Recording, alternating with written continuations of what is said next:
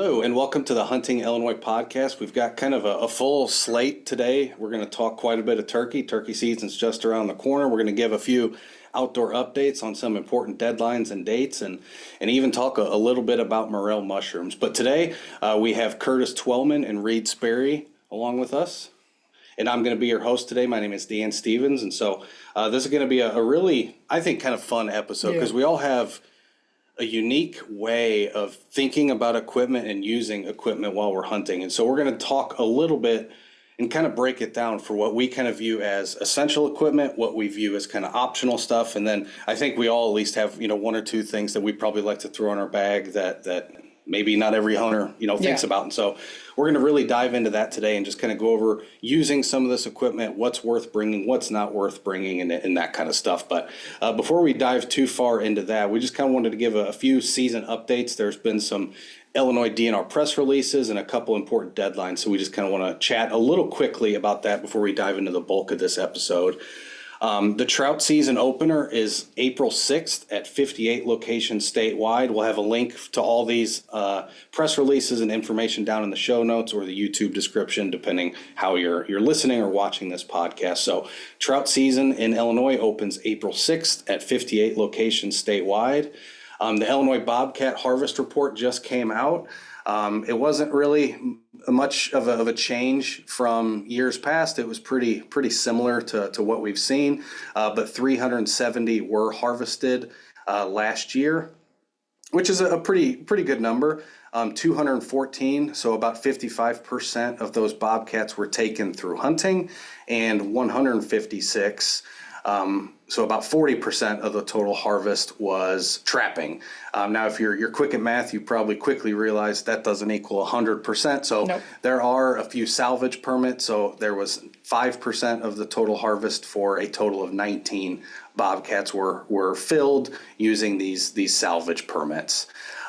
Just as some more information that I find particularly intriguing is there was about 7,000 Bobcat lottery applicants in 2023, and they issue about 1,000 permits per year. So those are kind of a quick little highlight of your lottery odds for that lottery. Pretty tough to draw, but the harvest numbers look pretty on par with years in the past. Yeah, I didn't tell you guys, but yesterday I saw my first wild bobcat. Oh, cool. Yeah. Nice.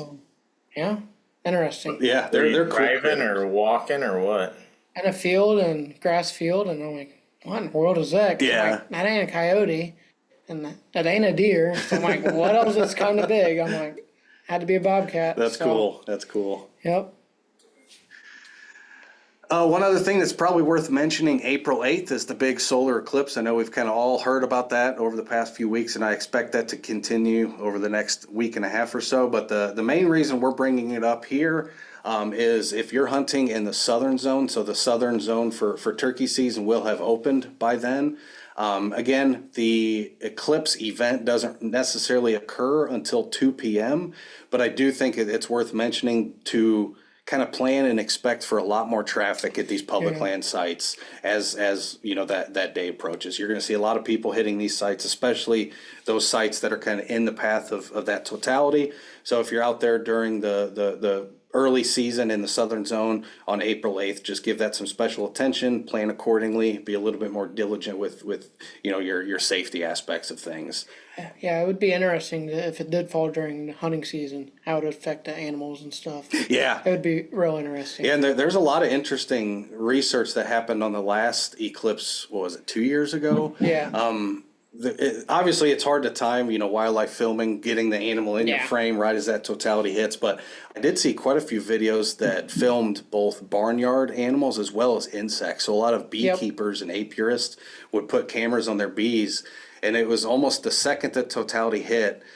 If the bees weren't near the hide, they all just kind of laid on the ground as if it was night, and they're like, oh, I can't get back now. And then once that sun came back up, they went back to their normal daily activity. So yeah, who knows? Who knows? Yeah, weird thing. I just imagine the turkeys going about their business, and all of a sudden they're like, oh man, I got to fly up in a tree. Like, I wonder if they actually do fly up in the nearest tree. Like, they freak out. Like, my internal clock has been good all this time. Right. All of a sudden I've messed up horribly. Like, And if you're out there at that time, please send us some emails or send them some notes if you take any pictures or videos, or even if it's just anecdotal stuff that you saw during the totality. You know, we're super interested from kind of a wildlife perspective of how they're, I don't want to say feeling, but what they do during this, you know, brief darkness in the middle of the day. Sure, yeah. A lot of the birds, especially, you know, squirrels, I imagine they got to scramble to the tree right away and get to safety. You know, they would. Yeah. But they stay really close to the trees that they need to be up. Turkeys, you know, much larger. So where they wind up when the eclipse happens, probably going to be a long ways away from where they're used to roosting. Absolutely. It could be pretty interesting. That's a good point. Yeah. See. Moving right along, another important update, the deer firearm first lottery application is now open and expires or closes at the end of April. So if you're interested, get that lottery application in. We did just publish a video you can find on our Facebook page as well as our YouTube channel, kind of walking you through step by step of that process, because that process, if you've never done one before, it can be a little cumbersome. So not only do we kind of walk through the process of how to submit that application, but we also show you some of the data resources that DNR provides and that are publicly available. So the Public Lands Hunting Area Reports is one of those documents, and just we kind of go over a few different ways of how to kind of narrow down which site you want to try to submit a lottery application for. So check out that video, but remember to make sure to submit that application before the end of April for that first application period. I had some issues with Explorer Illinois and had to call the 1-800 number, and they were very helpful. Good. If you have issues, don't hesitate to reach out. Good to know. Since we're kind of talking a little bit about credentials and stuff, it's probably also worth mentioning the license expiry. So if you're rocking your last year's hunting and fishing licenses, those are set to expire here at the end of March. So make sure you purchase your new credentials. It's probably also worth mentioning the 3-year license that the Illinois State Legislature passed last year is now in effect. So that is an option to purchase through Explore More Illinois. It's a 3-year hunting license. Now, I will say you are still required to purchase the annual stamps. So you still will have to go back into the system and buy your state electronic habitat stamp or your state electronic waterfowl stamp, depending on what species you plan on hunting. So that 3-year license is an option, but just remember you still need to go back into the system and purchase those annual stamps each year. Another important update, I'll kind of let Curtis give us kind of a morel mushroom update, but I know I've been watching some of the maps. We're starting to see those morels creep further and further north in the state. What are people finding out there? Yeah, depending on where you are in the state, you're either right in the midst of peak morel season if you're way down south, or if you're in the north, you're still licking your lips and you're still waiting. But the map is basically halfway filled in. So roughly right around midpoint of Illinois down, most of those counties have had reported morel mushrooms found. And in very southern Illinois, they've been doing awesome. They're probably already at peak, maybe even on the downhill slide of that. Potentially, but as you all know, we just had a frost freeze last night, which, mushrooms, mycology, all this stuff happens underground, which is less susceptible to the ambient air than the things that are out. So the biggest harm that happens in those frosts is the fruiting bodies that are out, the morel mushrooms that are already out. They get damaged, they dry out. And when you find them, they're no longer going to look like peak choice edible specimens. They're going to look like bottom of the bag, a little rough, worse for wear type of thing. But the mushrooms that are growing underground shouldn't be affected. If anything, this colder snap should just prolong the season as long as moisture stays high. So, everybody in the middle to the northern part of the state, start checking your early spots the next warm, nice day we have. And in the south part of the state, keep getting while the getting's good, because morels are fleeting in nature, which is what makes them so popular, and I think makes them taste 10 times better, because you can really only get them this time of year, especially fresh. This is it. There are a few places that try to grow them. Not many places do it well. So when it comes to morel mushrooms, this is it. Go out and find them over the next couple weeks. And if you don't, well, better luck next year. Awesome. Watch for ticks, though, with all this stuff. Ticks central. So always exercise your tick precautions. Yeah, and one thing I've started doing, especially for tick prevention, I think I've hinted at it before, or maybe even mentioned it. I used to use a lot of duct tape, kind of closing all the little openings on any piece of clothing I have. But I was looking on Amazon the other day and found some very nice, just kind of Velcro straps. They were literally, I don't know, I think it was $1 a foot or something absurd, but really good option because now you can just kind of wrap everything up, tighten it with Velcro, and kind of close all those kind of openings on your clothes. In addition to treating with permethrin ahead of time, that's definitely my number one tip, and we'll kind of dive into that when we get into equipment a little bit later. But what are the soil temperatures we're looking for morels? Yeah, so morel hunters, when they're looking at the soil temperature in the first 4 inches of soil. So if you can find that and your soil temperature starts getting up over 45, nearing 50, that's when we're really starting to pop. So yeah, mushroom hunters, when we're getting the nights that are staying around 50 for the first time in the spring, that's when we know things are starting to get juicy.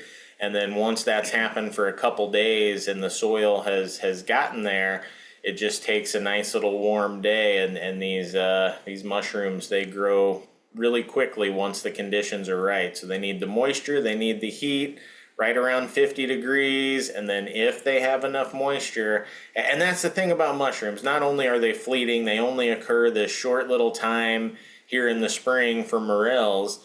Different mushrooms grow at different times a year, but it also takes these very specific conditions for them to even grow. So if we get a super dry spring, guess what?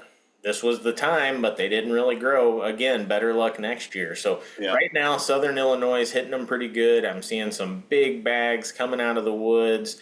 So it's looking promising for the whole state. We just got some decent moisture here in the central part of the state.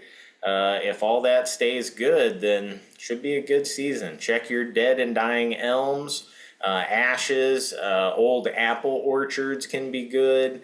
But we really had good luck with elms last year in the central portion of the state, and we're going to try that tactic again. We've got our actually a hunt camp mushroom trip coming up with mushroom expert Kelly. I'm excited for that trip. We're going to hit some good spots.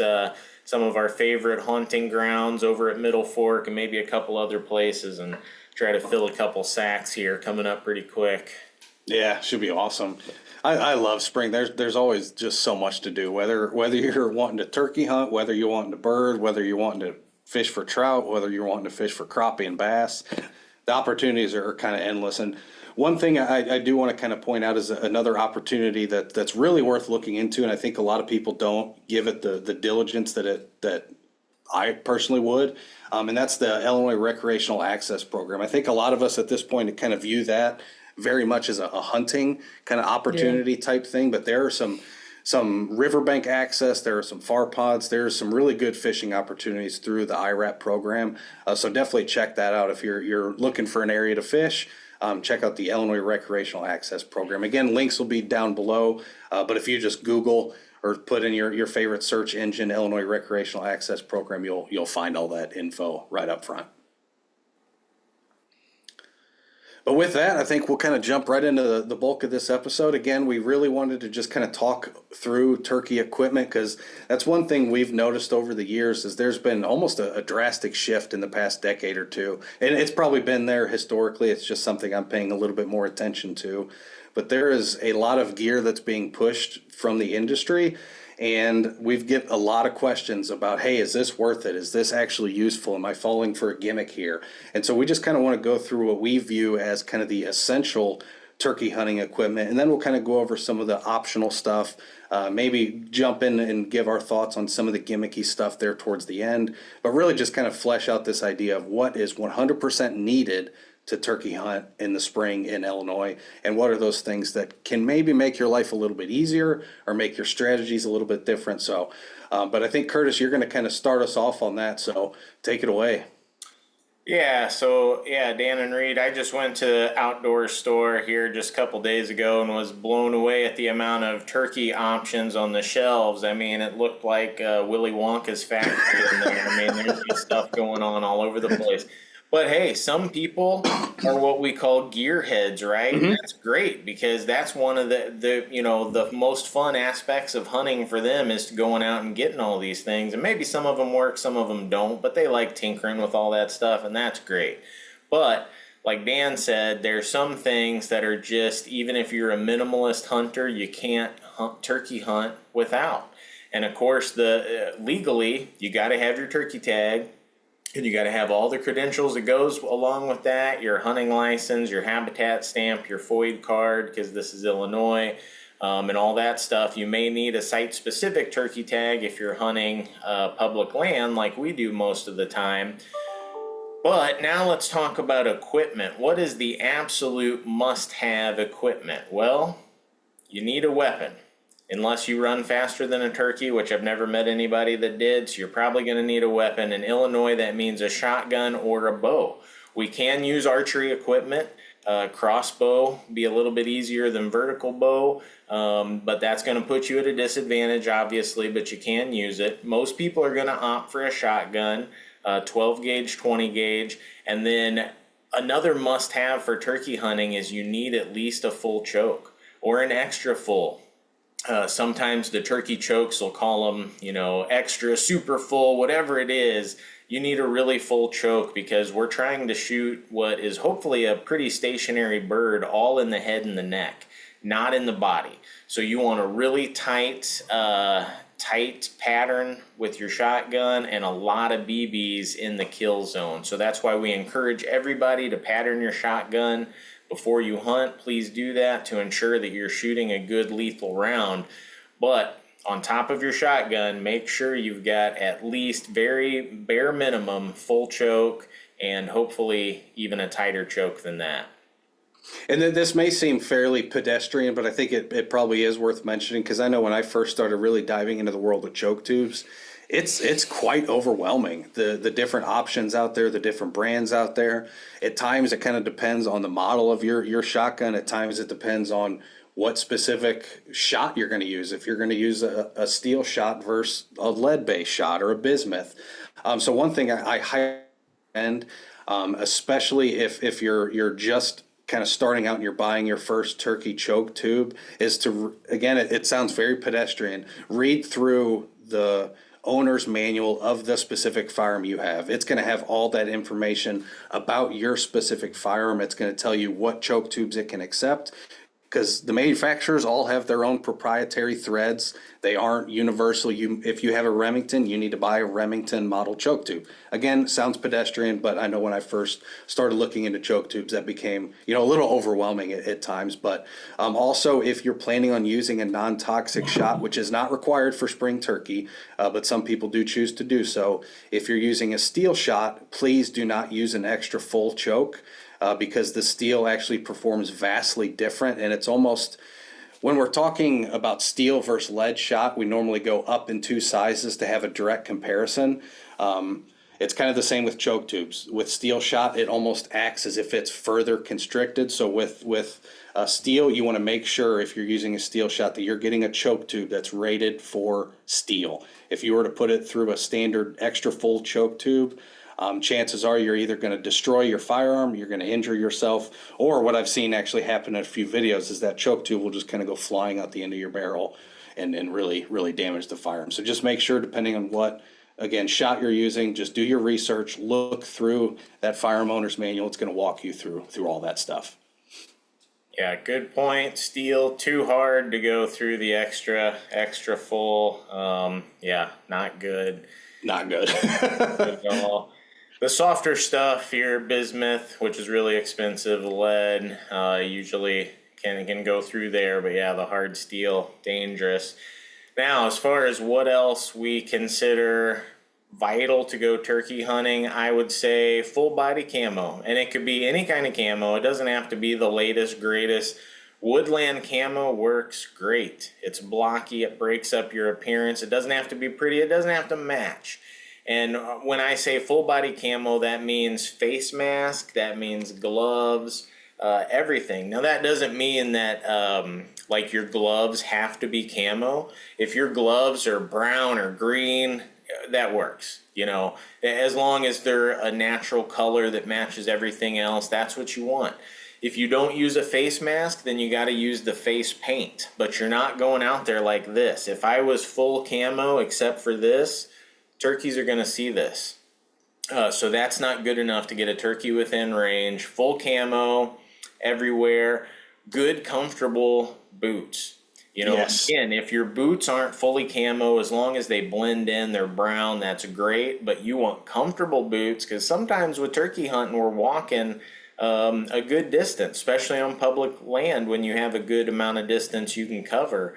So I mean, basically put it this way, if you have $100 to spend on clothing, I would spend 80 of that on boots and then 20 on probably the rest, because that's how important comfortable boots are.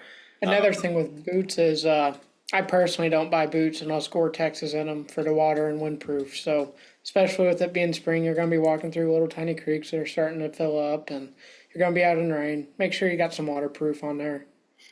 Oh, or even the dew in the grass, you know. Yeah. Walk through a grass field when it's dewy in the spring. I mean, you might as well just walk through a marsh coming through the other side. So yeah, good point. Comfortable clothing, and remember, for turkey season, we might have pretty cold weather when you go out, so you might need to be bundled a little bit, or it might be downright hot. And so again, I don't think camo pattern matters that much, as long as you have something that blends in. I do like to have something with green in it for turkey hunting, just because usually I am hunting in the green, and that helps me break up my outline.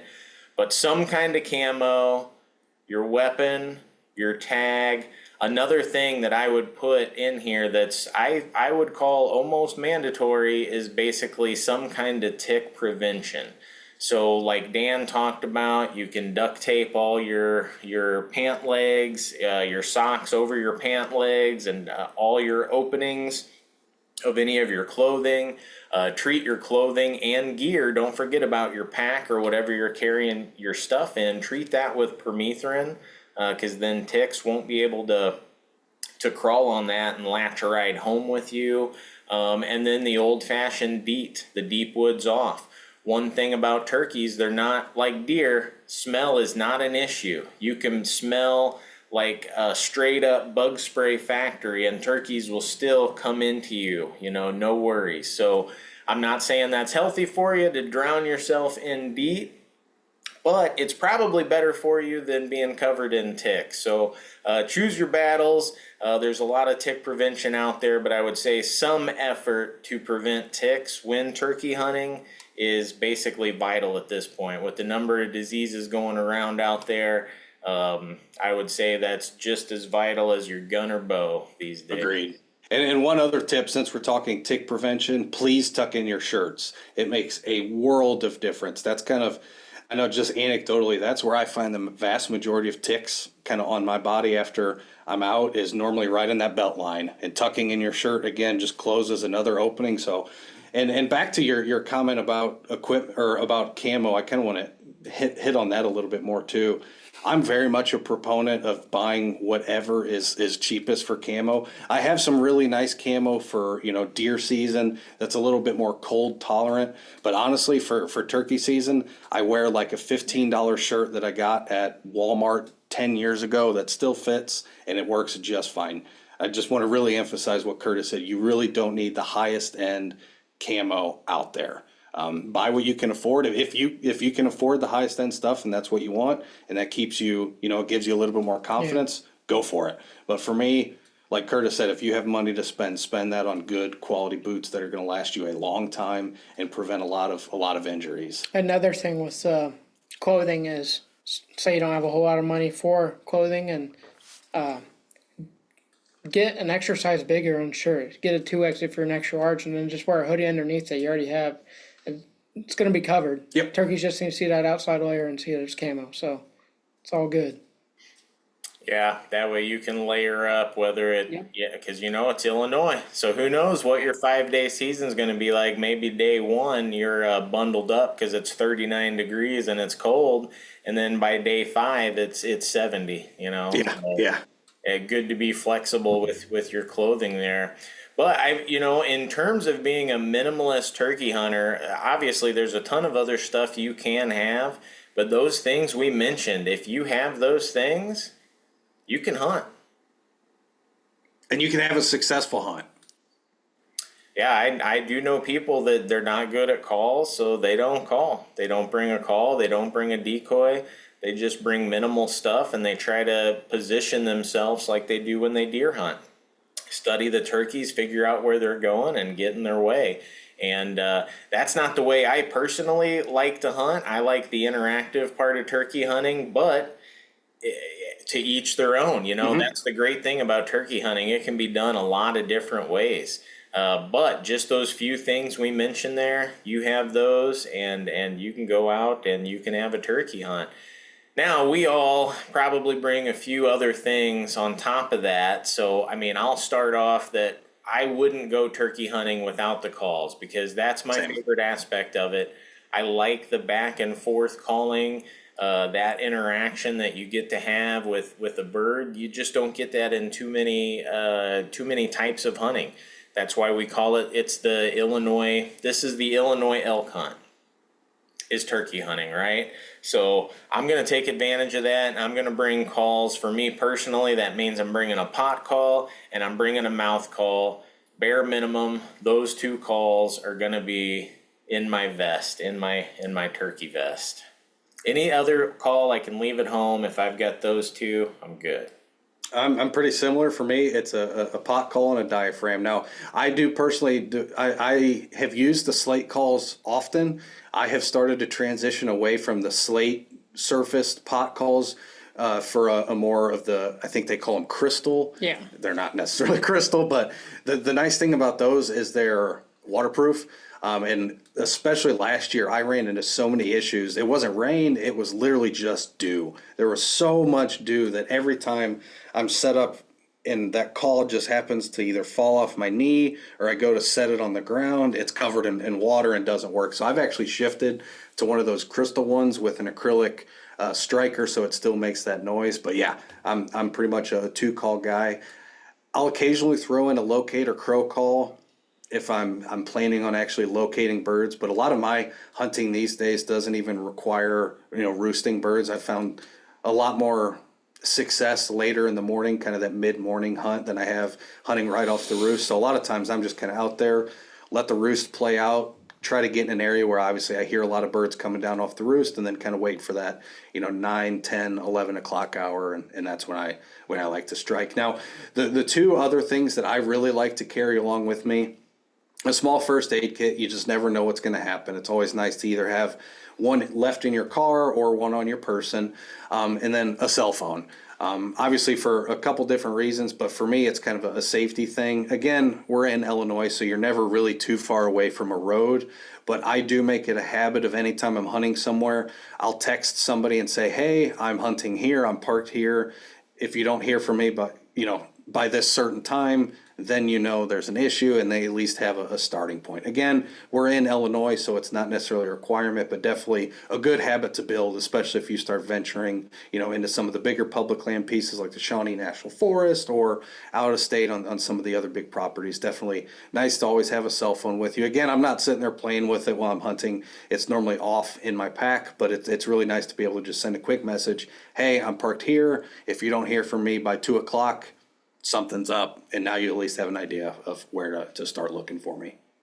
Yeah, and I like that you mentioned tell somebody where you're going. To me, that's the biggest, because even you might not have cell service where you're right. going. I had a place where I hunted last year, didn't have cell service at all. Would have never been able to call, text, anything like that out. But telling somebody where you're going, is big, because then if you don't turn up, they know where to look. Just imagine any of us could be in a place without cell phone service and break a leg, fall in a badger hole or anything, right? And break a leg, and you don't have service, you can't get out. What are you going to do? Yep. If you don't have somebody that's coming to look for you, it's going to be a long Crocodile Dundee style crawl out of there, right? Nobody wants to do that on a broken leg. So, yeah, definitely. Because, you said it's Illinois, right? We don't have to worry much about getting lost in 1,000-acre swamps or much anything like that, but little accidents can happen to anybody, anywhere, anytime. I mean, a limb could fall and pin you down where you're stuck. You can't move. I mean, that kind of stuff can happen, not to scare people, because obviously it doesn't happen a ton, but just a little bit. That's where the expression, right, an ounce of prevention is worth a pound of cure. Just tell somebody where you're going and it solves all that. Because at least if you're not going to be missing for all night and you can stay put, that drastically improves your situation. Absolutely. Kind of sticking right along with that kind of safety aspect. One other thing that I personally always keep in my pack, so I would almost call it kind of one of these required or essential pieces of gear, is blaze orange. Obviously, we're not wearing blaze orange while we're turkey hunting, but like Curtis mentioned, we exclusively hunt public land. And so for me, it's really important when I'm up and moving around that I am plainly visible to any other hunter that may be out on that piece of public land. So a lot of times what I'm doing is just carrying a blaze orange hat, a beanie, a cheap, one of those little $4 vest that you buy at Walmart or something. Throw that in your pack. The second you get up from a setup, put it on while you're walking around. The second you start to get into some action and are ready to go back into concealment mode, take it off. But again, just one of those things that's nice to always have, especially if you're moving around decoys, if you're carrying decoys, if you're carrying a harvested bird. I want it to be as plainly obvious to anybody within a couple hundred yards that, hey, I'm a big piece of blaze orange. I'm a human. I'm not a turkey. So for me, that's one of those things that I'd probably also kind of add in as one of those essential pieces of gear. And I know, does your turkey vest actually have one of those patches? This one does not, but my other one did. It just had a little orange square patch that in you the kind back of just pop out and a little cloth. Yeah, mine has them. A lot of the turkey vests, and I definitely wouldn't say a turkey vest is essential by any means, but because I have equipment that's specific to turkey, I'm like, why not get a turkey vest? I've got to buy something to put it in. Why not a turkey vest? And then it's also got a seat on the back, and I've got a pouch so I can put the turkey in it so I don't have to carry it out. All benefits for me. I like the turkey vest. I got one of the cheaper ones. I mean, I'm sure when I got it, it was $19.99. It's probably not made anymore because it's old, but basically any turkey vest that can hold your stuff, keep it organized, keep it accessible, is important, because you can't just have that stuff down in your pants pockets, because then when you need it, you're not going to be able to access it. It's got to be up here in some kind of chest pocket. So if you're going to get something for that anyway, why not a turkey vest? And then again, spend as much as you want. I saw turkey vests that are way up over $200, and yeah, they got a seat on them that's, big old cushion, looks like a first class plane seat on them, the whole 9 yards, and I'm sure those are great. But mine with my little bitty seat, I mean, it still helps. I pull that down. I don't have to sit on the straight up ground. It helps you stay warm, a little bit more comfortable. Anything that keeps you comfortable helps you hunt longer. That's a good thing in my book. So a lot of options out there, a lot of options, but even the cheaper ones work great. That's what I got. And I'll kind of throw in another option that I personally use. I don't have one of the turkey vests, but I had an old fanny pack because honestly, when I first started getting into deer hunting and kind of the, early to mid 2000s, like fanny packs were what every deer hunter used. And so I found one laying around, and for me, it actually works out quite well for turkey. I've kind of attached 2 carabiners so I can just drape a seat and kind of have it, always resting on my butt, just a little butt pad. So when I sit down, it's there. You just use like a little boat throwable. Exactly. Right, yeah. cool. But the nice thing is when I go to sit down, I can just rotate that fanny pack and basically have it right here, and everything is accessible for me. So for me, it works out quite well. So another option is, looking to fanny packs. Yeah. I mean, for me, I guess we should probably, talk about the elephant in the room, decoys. Decoys are one of those things that if you use them, you're going to love them. If you don't use them, you're going to love not using them. I feel like everybody I talk to has a different philosophy. We actually had an individual come help out at one of our turkey workshops a few years ago, and this is no lie, he has completed over 30 grand slams in his life. So that means he's killed the 4 primary subspecies of turkey every single year for 30 something years. He has never ever killed a turkey over a decoy. Personally, I've started to shift too. When I first started getting into it, everything you read online, a lot of the stuff, a lot of the videos you watch is all about decoys. Put out decoys there. Try the decoys here.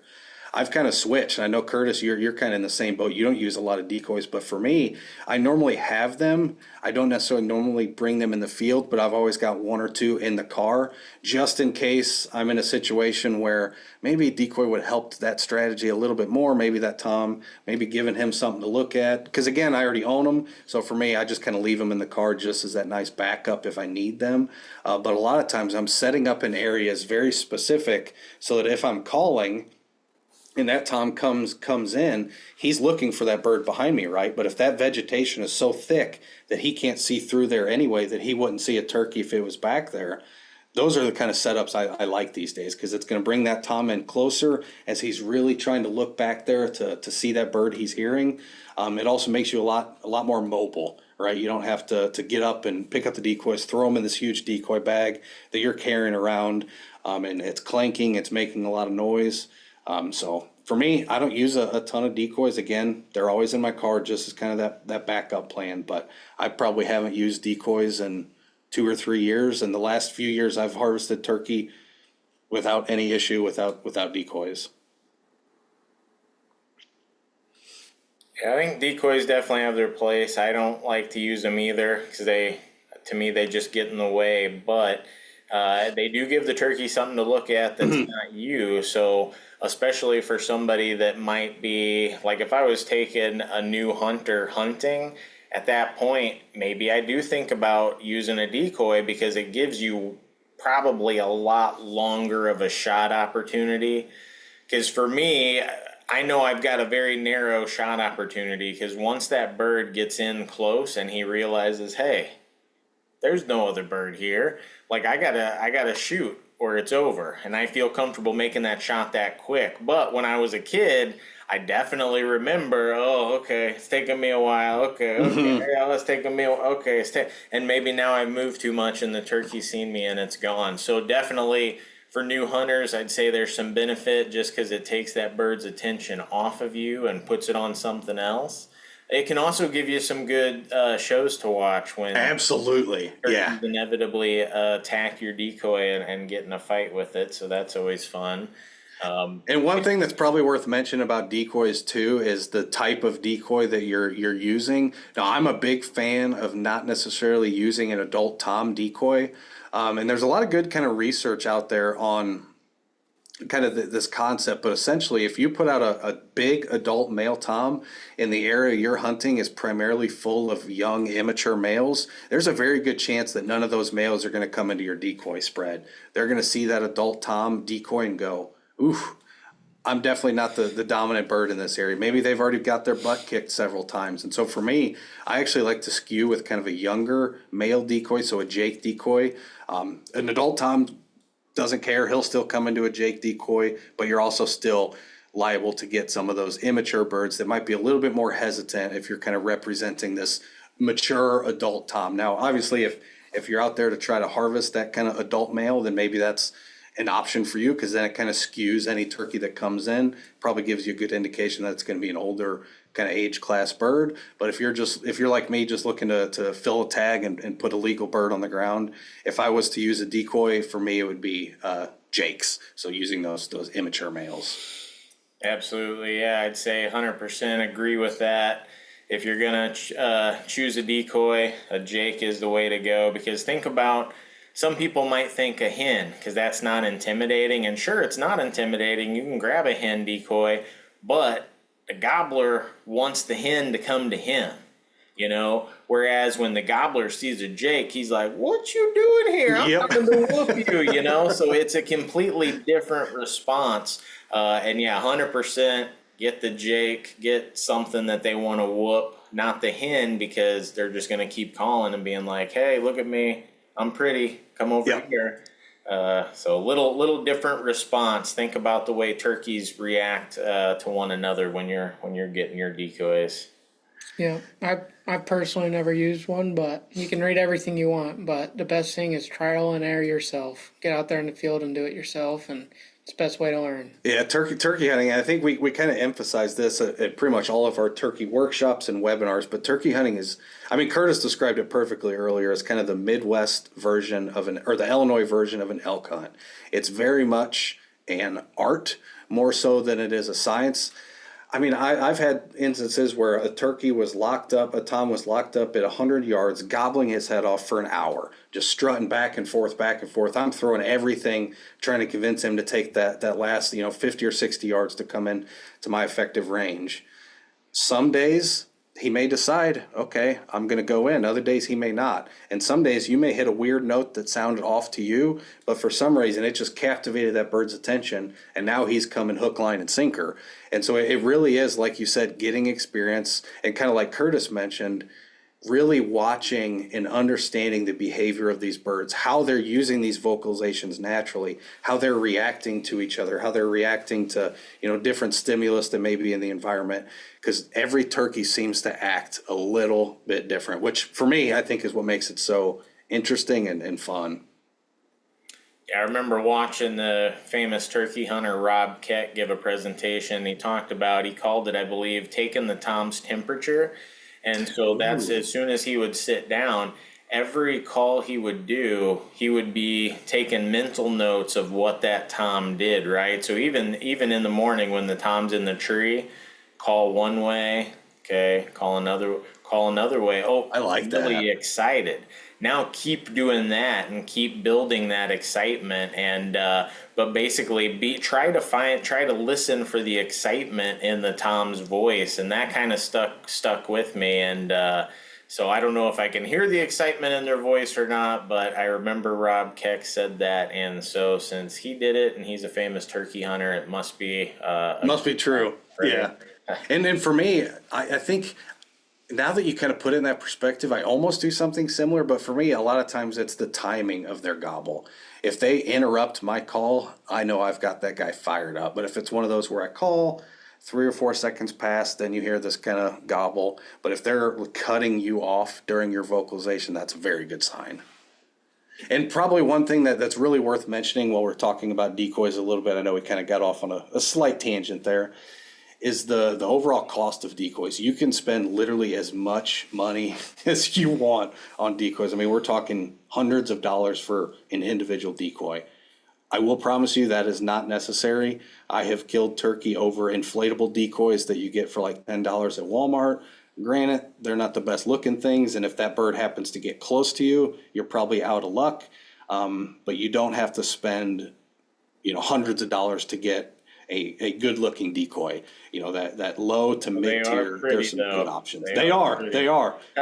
I just checked them out, and yeah, like wow, they do look amazing. Pieces of art. It's almost like people should buy them and just display them on the mantle rather than use them as, for hunting. But yeah, I agree that it's not needed. But hey, they do look awesome. So I guess. And if you've got the disposable funds, go for it. Yeah. Yeah. And one thing that's probably worth mentioning too is, again, we talked a little bit about it with the blaze orange. When you're interacting and moving around your decoys, please have some kind of blaze orange just displaying on you, whether it's a hat, a vest. And one other thing that's really become quite prominent in social media is this concept of mounting the decoy to your shotgun. Please don't ever do that. It's the reaping. Reaping, that's what they call it, yeah. There's some ethical issues there, but for me, that's also a huge safety concern, right? I mean, you're putting your head basically right behind what every hunter is looking for out in the field. You're putting your head right behind it. So please don't do that. Keep your decoys in the ground. Keep them staked out ahead of you. And for me, it's really about that kind of 20 to 30 yard distance I'm looking for. for the decoys. I don't want them much closer. I don't want them much further. But again, I don't use them a ton, but About please the don't mount them to your reaping, guns. the safety concern, definitely one thing, but also ethically, I can't believe people are posting these and proud of it, because every animal has certain limitations, okay? Birds are not good at depth perception. So anybody out there, pick anybody off the street, they can hide behind a turkey fan and walk up to a turkey and shoot it. There's zero skill required. So if that's what you want to make turkey hunting into, then keep reaping.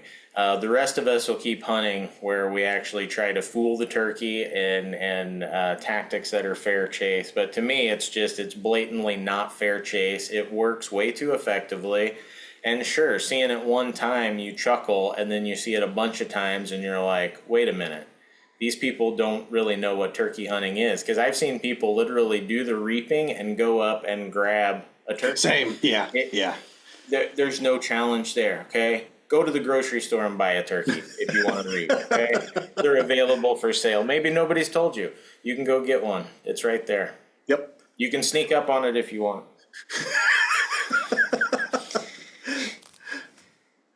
A couple other things that are probably always worthwhile to have in a turkey bag. For me, lots of water and some snacks. Again, weather is very hit or miss this time of year. I remember there was one season, my first day of my tag, it was snowing. There was about an inch of snow on the ground. By day 5 of that tag, it was up in the 80s. So we're in a very kind of up and down cycle. I always like to have extra water. I'll bring extra water and leave it in the car so that if you happen to kill a bird and you need to wash off your hands, get some blood off you, that kind of thing. Water, water, water.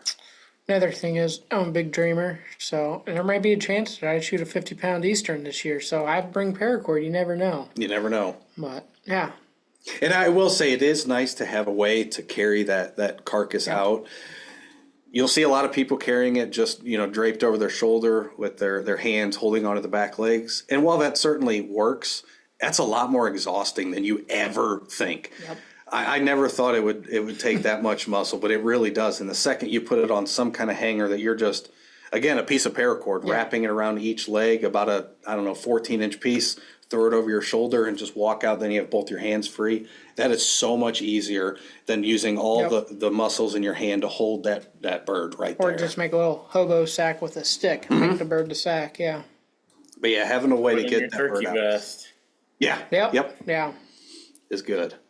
Another thing I always like to have is binoculars. A lot of times that's more just because I get occasionally bored out there, and spring there's a lot of cool critters doing a lot of cool things, especially that first 30 minutes of the morning. It's almost spiritual, kind of hearing the forest wake up with you in the spring. And so I always like to have binoculars on me, just to gives you something to do, right? Does. And that way, if you see a bird way off in the distance, you can't really tell if it's a tom or a hen. Nice to be able to get some good eyes on it. Yeah, for me, it's all about the songbirds with the binos. I don't know if I ever used the binos with the turkey, but like you mentioned, it's migration season for songbirds. So if you like being just outdoors and a full naturalist, never want to be outside without your binos, because the one time you forget them, you're going to miss something cool. So always have them, even though admittingly the binos have messed me up with turkeys before, definitely more than they've helped me, because they've never helped me, but I've definitely been spotted a couple times messing with the binos. So take heed. Yeah. The only last thing that I typically bring that we haven't mentioned yet is a pocket knife. Yep. I don't necessarily use it often. A lot of birds have evolved to have such a thin skin that if you're in a case where it's so hot that you feel like you need to field dress that bird immediately, you can actually do it without a knife. But I always do have just a small pocket knife. You don't need a 10-inch Bowie knife while you're out there turkey hunting. And then the last thing is a flashlight or headlamp. Now for me, I don't use it often, and the headlamp I do use has a red shifted light. So when I'm walking in, it preserves your night vision, where if you just turn on your normal kind of blue LED light, you're going to blow out your night vision, and it may take you 20 minutes to kind of get that back. And by that time, the sun's already coming up and you've lost all benefit of that. So a lot of times just a cheap headlamp that can red shift. And normally I'm only using that if I need it. A lot of time, again, we're in Illinois, so it's fairly flat in many places. A lot of times you can just walk with the cover of the moonlight and not have to use that light too much. But it is always nice just to have, just in case you get in a situation where some more light would help you out in a safety issue or any of those type of Could alert scenarios. other hunters too if you're on public Yeah, they land, work great you know? for doing little Morse codes. Yeah, because Yeah. I don't like to use them when I'm walking either. Because I'm a believer in night vision. It's one of those things. If you don't use it, you lose it. So the people that are always dependent upon lights, you notice when all the lights are off, they can't see anything. And so I try to exercise my night vision as much as possible because I don't want to lose it. Now, I'm not a qualified ophthalmologist or whatever the heck kind of doctor works on eyes, so that's not medical advice. But for me, that's the way I go. And I feel like by doing that, it preserves it. And I can see pretty good without the lights, good enough to walk through the woods, you know. It helps me to see the terrain, too. Because I feel like once you turn the light on, you can no longer see the terrain out there. You can only see You very much get tunnel vision. Yeah. Yep. I've ran into too many trees without lights. So. Granted, they were also like 99% covered moons, like only 1% showing, but. It happens. Yep. One other thing that I always bring, again, this is one of those items that stays in my car too. For me, it's a fishing rod. The site, again, turkey season in Illinois closes at 1 o'clock p.m. So if you're going to be out there roosting birds, it's always nice to have a little something to do because I'm not driving an hour and a half to go hunt, coming home at 1, spending, 2 hours at home just to drive back, later. Obviously, you have morel mushrooms, but also a lot of these DNR sites have some water. So it's always nice to just throw that in there just in case you need to kill an hour or two, do a little bit of fishing. Don't forget your mushroom sack. Yeah. A nice mesh sack to put mushrooms in. You don't have to have a mesh sack, but it'll keep the old timers from being angry at you because it allows the spores to fall out there. So people like that mesh sack for your mushrooms. And I did think of one more thing that we haven't talked about that I would actually probably consider essential depending on the call type you have. If you're using a box call, you'll need to bring your chalk with you. Normally that always comes with any style call you purchase that relies on chalk.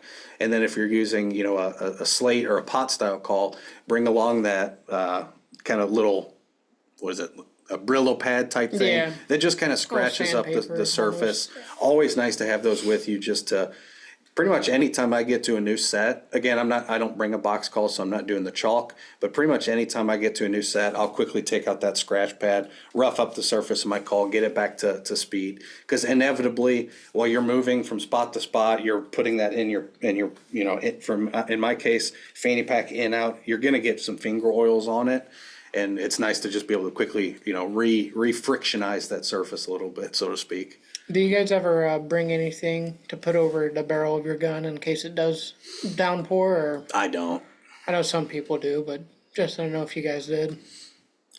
No, I've never even had an issue in the fall with my muzzleloader, and I've never put anything over the barrel, so knock on wood, never had to do it, never any issues, but my shotgun has been dropped in the Mississippi River on a duck hunt and it still functioned that day. It still works to this day, so little water's not going to hurt it in my opinion. Now certainly if sometimes it's the shell though too, I have heard certain shells when they get wet, whatever, if they've got a cardboard wadding or something about them, I've seen, it hasn't happened to me, but seen people have whole boxes of shells that didn't work at all because they got wet. But it probably is worth mentioning too that if you're out there, whether it's a heavy dew and you just happen to wrap up your hunt early, or if you do get some rain, make sure you get that firearm out of the case when you get home. Get that thing dry. Those can rust really. If you were to just put that firearm wet back in your case, you go out to get it the next morning, you're already going to notice rust on that firearm, and it's going to get progressively worse each day. So I'm a big fan. Every time I get home after a day's turkey hunt, and I'm not talking doing a deep clean where I'm taking it apart, cleaning every little spring or piece of the action or the firing pin. Just a nice quick wipe down, give it a nice coat of oil, let that metal soak up the oil a little bit, and just make sure you get all that residual water off. and then you should be good to go. Anything else y'all bring? I mean, that's pretty much the ins and outs for my kit. Yeah, you could bring different calls depending on, what you want. We haven't really talked about box calls. You mentioned the maintenance, but nothing wrong with box calls, just not either of our favorites. My problem is I always end up breaking them. I always will just throw them in a pack and then go to slam against a tree or something in kind of a high tension situation, and it's shattered. So yeah, they're more fragile and they take up more three-dimensional space than their calls. So, but then the other types of locator calls, that's up to you. The owl hooters, or some people can make the owl with your voice, and then you don't need to bring a call. A crow for later in the day, or peacock, or blue jay, or duck, goose, whatever call you have around. Anything that sounds natural. You're looking for something loud that sounds natural, that doesn't frighten the birds, that's going to elicit that. So that stuff's optional. I usually do bring some kind of locator just so I've got it in my bag to use if I need it. But yeah, that's, you can turkey hunt with not a lot of stuff, or you can bring some more stuff. It's kind of up to you. Build your own adventure type of thing. anything else you bring? No. Good mindset. That's about it. Yeah, that's important. Yeah, and it's one of those things that, for me, turkey hunting can get quite frustrating because you may hear so many birds and you're like, oh my gosh, it sounds like I'm surrounded by turkey, and then you may not see a bird that morning. You'll see them on your way home when you're driving, but So yeah, a good headspace is important. Absolutely. And it's one of those things that the more experience you get, the more comfortable you're going to get making those decisions when you're not seeing a bird. And again, that's why I'm such a big fan of kind of this topic is talking through equipment, because there's a lot of equipment that even if we didn't discuss it and it's not something we personally use, if it gives you more confidence or it makes you more comfortable, you're going to spend more time in the field. And that's what makes a successful hunter, in my opinion, is what are you doing to maximize and spend more time in the field? Because a lot of times with turkey hunting, it's a numbers game, right? You're not going to shoot a turkey sitting on the couch. You're going to have to be out there in the woods, learning, experiencing it, and trying different things through that kind of trial and error process. So any of the equipment that we kind of just glossed over or mentioned that we don't personally use it, it's just we haven't found a use for it in our kind of strategies. But that certainly doesn't mean it's not effective. It doesn't mean it's not worth looking into or investing in. Good just kind of keep that in ground mind. blinds. Yeah, absolutely. It's bulky. We like to be mobile, so we don't use them. But if you really have trouble sitting still, or if maybe you really don't like the weather, the rain, whatever it is, a ground blind might be an awesome tool for you that allows you to hunt longer, harder. If so, definitely, that's a great tool. Not the best tool for us three, but it may be a great tool for you. Or maybe you're trying to bring your kid hunting, right? And your kid can't sit still, so you bring a ground blind, because guess what? They can play Snake or whatever the heck game is on the phone these days, and you just tell them to pay attention when a turkey's coming. So, definitely equipment that we didn't mention that can be really useful in different circumstances. Love it. Well, anything to add as we kind of close out? We've got a couple events coming up that are probably worth mentioning. April 6th, we have a Learn to Hunt Turkey Workshop at Moraine View State Park, so that's kind of the northern Chicago area. The next day, we have another Learn to Hunt Turkey Workshop on April 7th. That's going to be at Des Plaines State Fish and Wildlife area. So close to the Kankakee area, but more kind of the southern suburbs. So got a few of those things coming up, and we've got a lot of big events that we're not necessarily hosting, but that we're a partner of. So stay tuned to all of our social media channels and our newsletter and our website, and you'll be kind of updated with any of those opportunities as they come available. Yeah, and we'll be looking forward to update everybody after our big group turkey hunt down at Shawnee from Hunt Camp. So we're excited. We got that coming up, and maybe by the next time we do a podcast, we'll have that under our belt. We'll be cool. I would bet, yeah. Now, what season did you draw, Curtis? I drew first season, I'm pretty sure. Okay, cool. Season. Nice. And how about you, Reed? Second. Second? Yep. Cool. So I drew 5th, so we'll have kind of we'll be able to update you pretty much as the seasons progress. That's good. The gambit. The full Yep. gambit. Awesome. Well, yeah, again, everybody, thanks for joining us today. If you have any questions about this equipment, or you want to float ideas, or you want our opinions on things, I know we talked about some technical stuff like the choke tube distinction. So if you have any specific questions, feel free to reach out to us. We're more than happy to help, whether it's through Facebook, YouTube, Instagram, email, phone call, however you like to communicate. Just reach out to us if you have any questions, and we'll try to help you as best we can, or point you to somebody who may have a better answer for you than we're able to give. Awesome. And please, if you're out there, send us pictures, send us stories. We're always looking for, unique opportunities to maybe bring some of you on the podcast and tell how some of your seasons went. So feel free to keep us posted. We always like reading hunting stories. Oh, yeah. Yep. Go after that. The Illinois Spring Grand Slam is turkey, morel, crappie, and trout. Right? I like it. That's a good diverse. That would be a heck of a meal right there. It would. That's an Illinois surf and turf I've never heard of. I like that. Yeah, if you find all that, that's making of a good dinner party right there, I think. You bet. Yep. All right. Well, thanks everybody. Yep. Good luck out there, and we'll see you soon. Good luck.